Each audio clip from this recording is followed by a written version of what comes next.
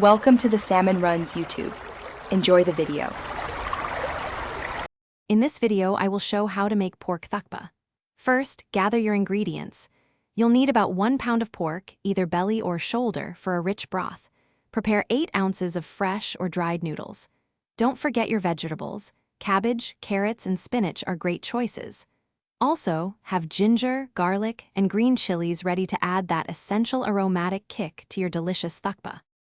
Now, let's create the heart of your thukpa, the broth.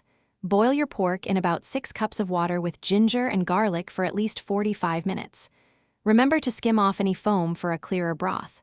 Once cooked, remove the pork, shred it into bite-sized pieces, and set it aside. Strain the broth carefully to ensure it's smooth and ready for the next steps. Next, we'll prepare the noodles and vegetables. Cook your noodles separately until they are al dente, then drain them well.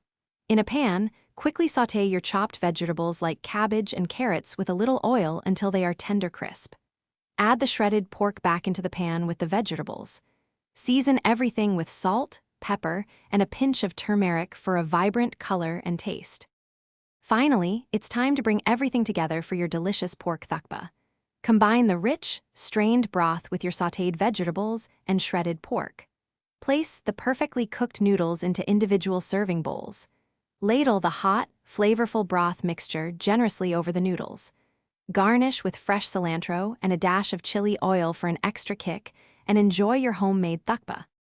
Thanks for watching. Consider subscribing if we helped you.